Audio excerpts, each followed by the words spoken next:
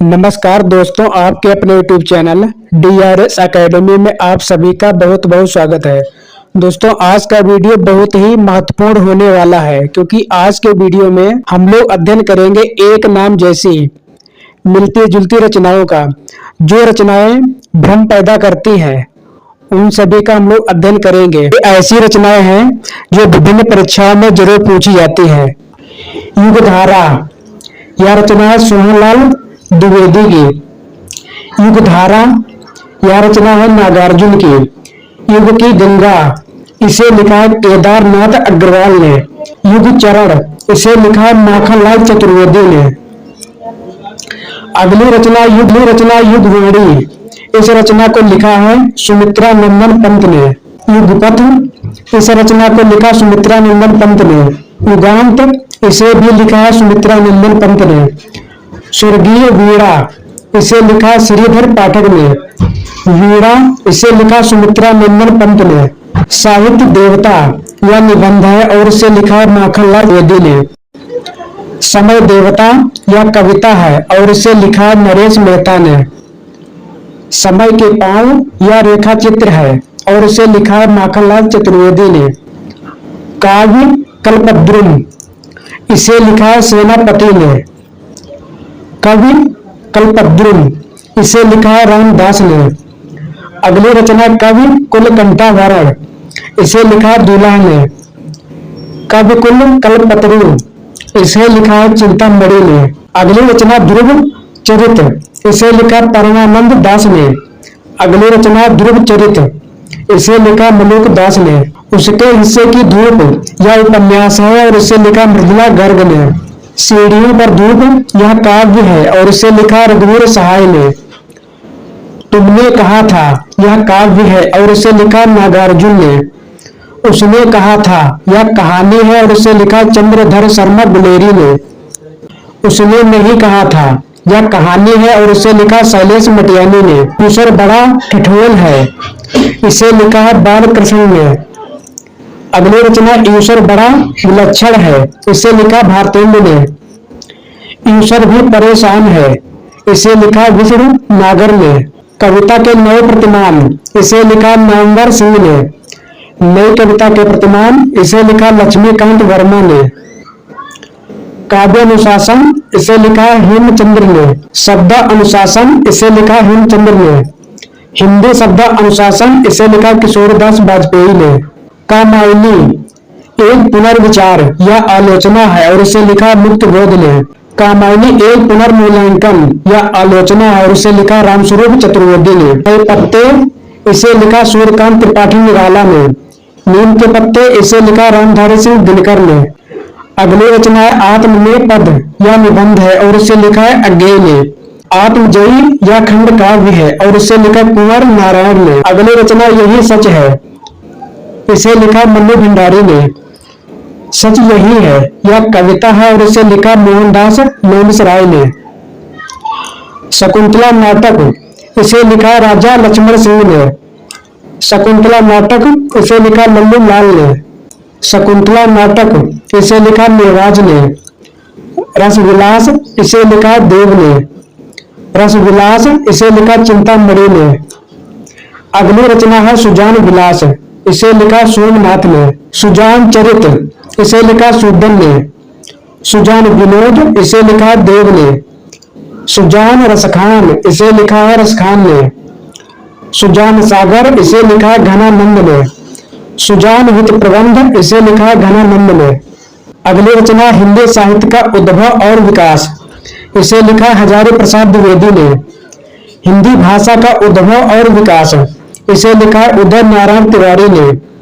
गंगा लहरी, इसे लिखा पंडित जगन्नाथ ने। गंगा लहरी, इसे लिखा महावीर प्रसाद द्विवेदी ने। गंगा लहरी, यह पद्माकर की अंतिम रचना है। गंगा अवतरण, यह जगन्नाथ दास रत्नाकर की रचना है। छाया कहानी, इसे लिखा है अज्ञेय ने। छाया एकांकी, इसे लिखा सुदर्शन ने। छाया कहानी संग्रह, इसे लिखा जयशंकर प्रसाद ने। युद्ध नमन उपन्यास, इसे लिखा मैत्रेयी पुष्पा ने। युद्ध नमन काव्य, इसे लिखा भवानी प्रसाद मिश्र ने। इत्यलम, इसे लिखा है अज्ञेय ने। पीली छतरी वाली लड़की यह कहानी है और इसे लिखा है उदय प्रकाश ने। एक पीली शाम यह कविता है, इसे लिखा शमशेर बहादुर सिंह ने। पीली आंधी यह उपन्यास है और इसे लिखा प्रभा खेतान ने। पीली आंधी यह उपन्यास है, इसे लिखा प्रभा खेतान ने। सिद्धांत पंचाधारी इसे लिखा है नंद दास ने। सिद्धांत पंचमात्रा इसे लिखा है राघवानंद ने। अपराजिता काव्य इसे लिखा है रामेश्वर शुक्ल अंचल ने। अपराजिता उपन्यास इसे लिखा है चतुरसेन शास्त्री ने। नीली झील यह कहानी है और इसे लिखा है कमलेश्वर ने। नीली झील एकांकी इसे लिखा है धर्मवीर भारती ने। अर्धनारीश्वर यह उपन्यास है और इसे लिखा है विष्णु प्रभाकर ने। अर्धनारीश्वर निबंध है और इसे लिखा है दिनकर ने। एक पति के नोट्स यह उपन्यास है और इसे लिखा महेंद्र भल्ला ने। एक पत्नी के नोट्स यह भी उपन्यास है और इसे लिखा ममता कालिया ने। एक कस्बे के नोट्स यह भी उपन्यास है और इसे लिखा नीलेश्वर रघुवंशी ने। एक कस्बे के नोट्स यह उपन्यास है और इसे लिखा नीलेश रघुवंशी ने। त्रिशंकु यह कथा संग्रह है, इसे लिखा मन्नू भंडारी ने। त्रिशंकु नाटक इसे लिखा ब्रज मोहन सिंह ने। त्रिशंकु निबंध इसे लिखा है अज्ञेय ने। अनित्य उपन्यास इसे लिखा है मृदुला गर्ग ने। नित्य कहानी इसे लिखा है बदी उज्जमा ने। साथियों, अगर आपको लग रहा हो कि हाँ यह वीडियो बहुत ही महत्वपूर्ण है, नई नई रचनाएं हैं जो परीक्षाओं में गलत हो जाती हैं, और यदि इस वीडियो के माध्यम से अगर आपकी रचनाएं सही हो जाती हैं, साथियों अगर आपको लग रहा हो कि यह वीडियो महत्वपूर्ण है, अगर आपको लग रहा हो कि यह वीडियो परीक्षा की दृष्टि से बहुत ही महत्वपूर्ण है, तो चैनल को सब्सक्राइब, लाइक और शेयर जरूर कर दें। पंच परमेश्वर यह कहानी है और इसे लिखा प्रेमचंद ने। पंच परमेश्वर कहानी इसे लिखा रंगेरी राघव ने। झूठा सच यह उपन्यास है और इसे लिखा यशपाल ने। झूठा सच यह निबंध है और इसे लिखा सियाराम शरण गुप्त ने। काली आंधी यह उपन्यास है और इसे लिखा कमलेश्वर ने। पीली आंधी यह भी उपन्यास है और इसे लिखा प्रभा खेतान ने। द्रौपदी प्रबंध काव्य इसे लिखा नरेंद्र शर्मा ने। द्रौपदी उपन्यास इसे लिखा प्रतिभा राय ने। द्रौपदी नाटक इसे लिखा सुरेंद्र वर्मा ने। बांधो न नाव इस ठाव यह उपन्यास है और इसे लिखा उपेंद्र नाथ अश्क ने। बांधो न नाव इस ठाव यह काव्य है और इसे लिखा है निराला ने। सन्यासी यह उपन्यास है और इसे लिखा है इलाचंद्र जोशी ने। सन्यासी नाटक इसे लिखा है लक्ष्मी नारायण मिश्र ने। युवा सन्यासी यह नाटक है और इसे लिखा है कैलाश वाजपेयी ने। उर्वशी यह काव्य है और इसे लिखा है प्रसाद ने, यानी जयशंकर प्रसाद। उर्वशी यह काव्य है, इसे लिखा है दिनकर ने। रामधारी सिंह दिनकर रस्म यह काव्य है और इसे लिखा है महादेवी वर्मा ने। रस्म रथी यह काव्य है, इसे लिखा है दिनकर ने। पिता कहानी इसे लिखा है ज्ञान रंजन ने और पिता कहानी को ही लिखा है महीप सिंह और धीरेन्द्र अस्थाना ने। केवल पिता कहानी सेवाराम यात्री ने। पिता दर पिता यह कहानी है और इसे लिखा रमेश बच्ची ने। दीप शिखा यह काव्य है, इसे लिखा है महादेवी वर्मा ने। दीप शिखा नाटक इसे लिखा है रेवती शरण शर्मा ने। मुक्ति पथ यह नाटक है और इसे लिखा है उदय शंकर भट्ट ने। मुक्ति पथ यह उपन्यास है और इसे लिखा इलाचंद्र जोशी ने। मुक्ति पथ यह उपन्यास है और इसे लिखा अभय मौर्य ने। मुक्ति पर्व यह उपन्यास है और इसे लिखा मोहनदास नैमिष राय ने। मुक्ति प्रसंग यह काव्य है, इसे लिखा राजकमल चौधरी ने। मम अरण्य यह उपन्यास है और इसे लिखा सुधाकर अदीब ने। अंतिम अरण्य यह उपन्यास है और इसे लिखा निर्मल वर्मा ने। दूबधान यह काव्य है और इसे लिखा अनामिका ने। दूबधान कहानी इसे लिखा उषा किरण खान ने। राग विराग कहानी इसे लिखा हरिशंकर परसाई ने। राग विराग यह निराला की कविताओं का संग्रह है, इसे लिखा रामविलास शर्मा ने। धरती काव्य इसे लिखा त्रिलोचन ने। धरती उपन्यास इसे लिखा भैरव प्रसाद गुप्त ने। वसीयत नाटक इसे लिखा भगवती चरण वर्मा ने। वसीयत नाटक इसे लिखा नाग बोडस ने। पंचवटी काव्य इसे लिखा मैथिली शरण गुप्त ने। पंचवटी प्रसंग यह काव्य है और इसे लिखा है निराला ने। उपसंहार उपन्यास इसे लिखा है योगेश गुप्त ने। उपसंहार उपन्यास को ही लिखा है काशीनाथ सिंह ने। गुलाम बादशाह यह नाटक है और इसे लिखा नंदकिशोर आचार्य ने। बादशाह गुलाम बेगम यह नाटक है और इसे लिखा गिरिराज किशोर ने। गुनाहों का देवता यह उपन्यास है और इसे लिखा धर्मवीर भारती ने। गुनाहों के देवता यह उपन्यास है और इसे लिखा देवेश ठाकुर ने। तीसरा हाथी यह नाटक है, इसे लिखा रमेश बच्ची ने। अंधों का हाथी यह नाटक है, इसे लिखा शरद जोशी ने। तीसरा हाथी यह नाटक है, इसे लिखा रमेश बच्ची ने। अंधों का हाथी यह नाटक है, इसे लिखा है शरद जोशी ने। पागल हाथी यह लघु कथा है, इसे लिखा प्रेमचंद ने। सह और मात यह उपन्यास है, इसे लिखा राजेंद्र यादव ने। सा ये मात यह नाटक है, इसे लिखा ब्रिजमोहन सिंह ने। धूप के दान यह काव्य है, इसे लिखा गिरिजा कुमार। अंग्रेजी भाषा को भारत में शिक्षा के माध्यम से आरंभ किया गया लॉर्ड मैकाले के द्वारा। प्रश्न नंबर 2, हिंदी का आदि कवि किसे माना जाता है? स्वयंभू को। प्रश्न नंबर 3, हिंदी का प्रथम उपन्यास कौन सा है? परीक्षा गुरु यह हिंदी का प्रथम उपन्यास है और इसे लिखा है लाला श्रीनिवास दास ने। प्रश्न नंबर 4, हिंदी की प्रथम एकांकी कौन सी है? एक घूंट। प्रश्न नंबर 5, हिंदी का प्रथम पत्र कौन सा है? उदंत मार्तंड। प्रश्न नंबर 6, हिंदी की प्रथम पत्रिका कौन सी है? संवाद कौमुदी।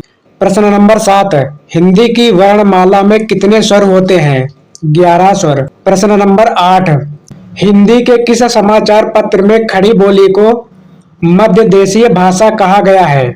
बनारस अखबार में। प्रश्न नंबर 9, हिंदी के प्रथम कवि कौन है?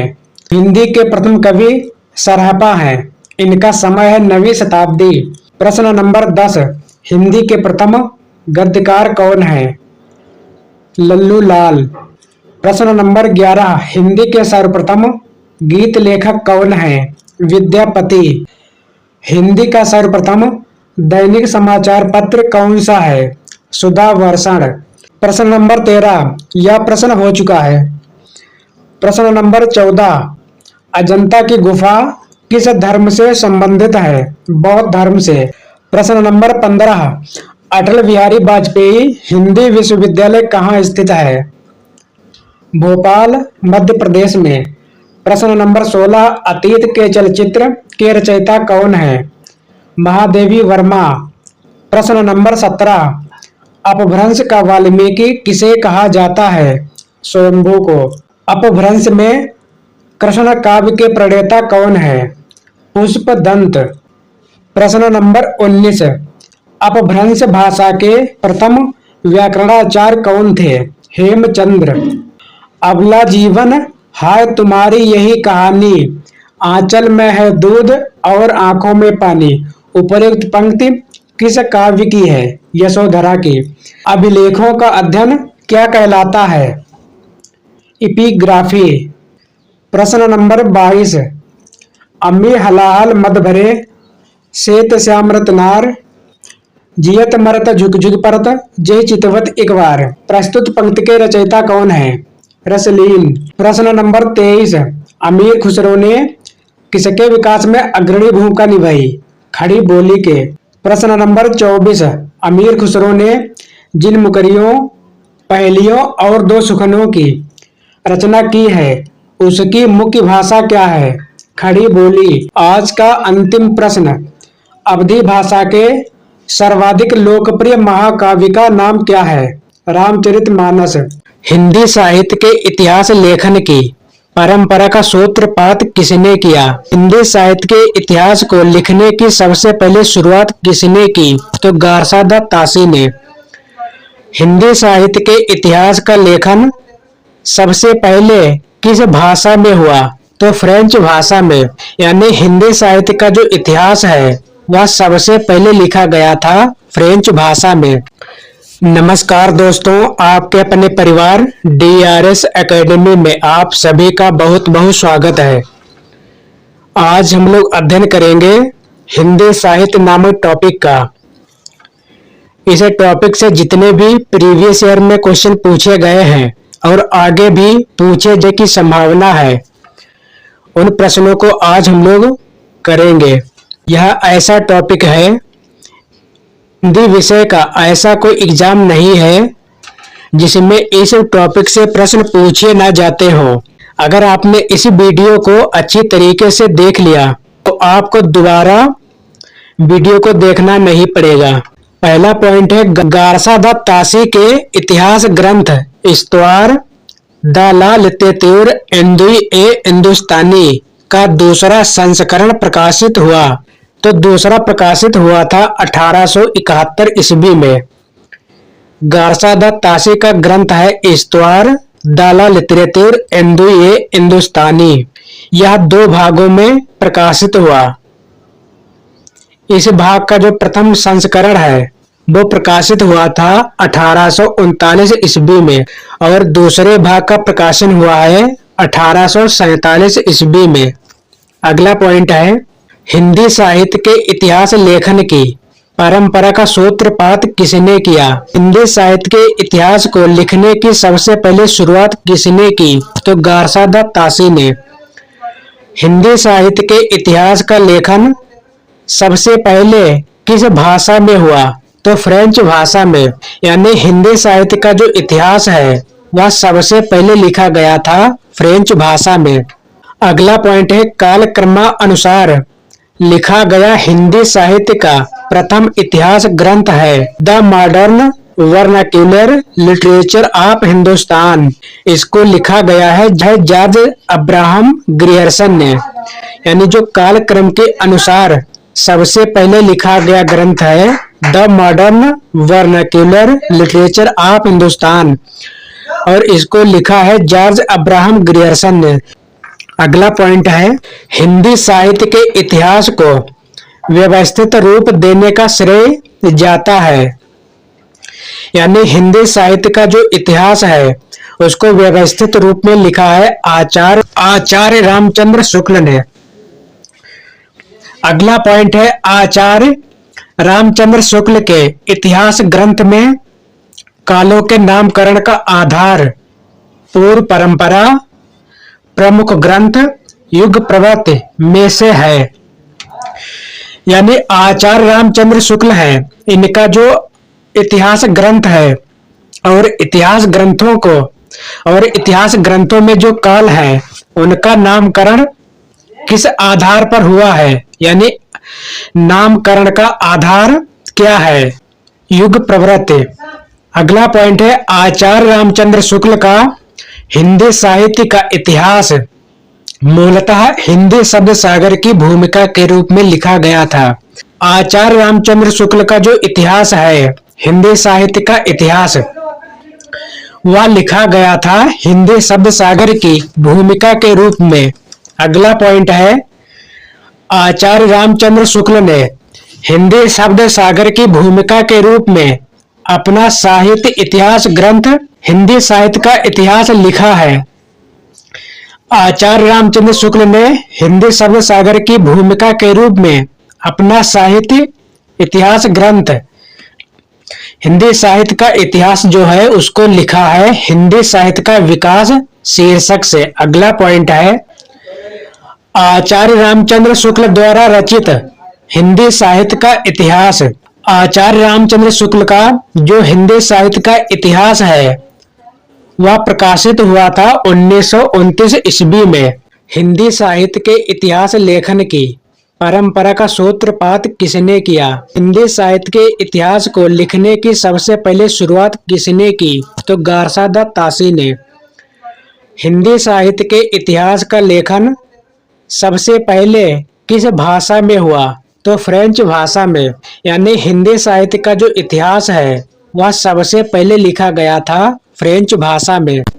रामचंद्र शुक्ल के इतिहास ग्रंथ में कालों के नामकरण का आधार पूर्व परंपरा, प्रमुख ग्रंथ, युग प्रवृत्ति में से है। नामकरण का आधार क्या है? युग प्रवृत्ति। अगला पॉइंट है आचार्य रामचंद्र शुक्ल का हिंदी साहित्य का इतिहास मूलतः हिंदी शब्द सागर की भूमिका के रूप में लिखा गया था। अगला पॉइंट है आचार्य रामचंद्र शुक्ल ने हिंदी शब्द सागर की भूमिका के रूप में अपना साहित्य इतिहास ग्रंथ हिंदी साहित्य का इतिहास लिखा है? आचार्य रामचंद्र शुक्ल ने हिंदी शब्द सागर की भूमिका के रूप में अपना साहित्य इतिहास ग्रंथ हिंदी साहित्य का इतिहास जो है उसको लिखा है हिंदी साहित्य का विकास शीर्षक से। अगला पॉइंट है, आचार्य रामचंद्र शुक्ल द्वारा रचित हिंदी साहित्य का इतिहास। आचार्य रामचंद्र शुक्ल का जो हिंदी साहित्य का इतिहास है वह प्रकाशित हुआ था 1929 ईस्वी में। हिंदी साहित्य लेखन की सबसे विकसित पद्धति है विधेयवादी पद्धति।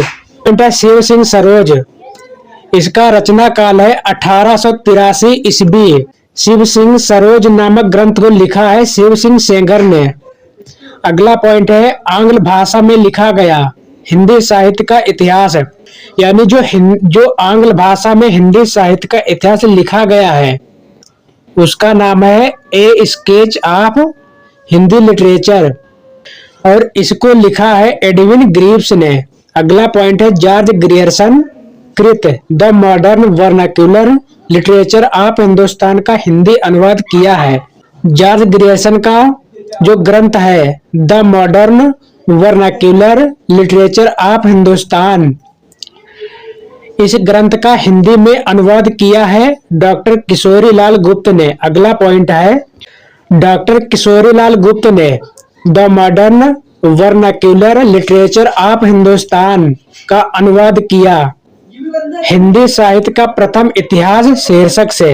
अगला पॉइंट है, सर्वप्रथम हिंदी साहित्य का काल विभाजन किया है जॉर्ज ग्रियर्सन महोदय ने।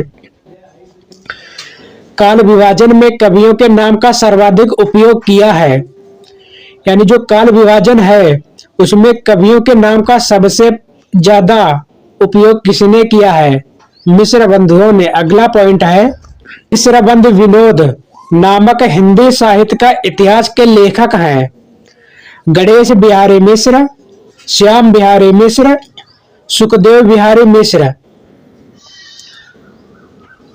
मिश्र बंधु विनोद का प्रकाशन हुआ 4 भागों में। प्रथम 3 भागों का प्रकाशन हुआ 1913 ईस्वी में और जो चौथा भाग है उसका प्रकाशन हुआ था 1934 ईस्वी में।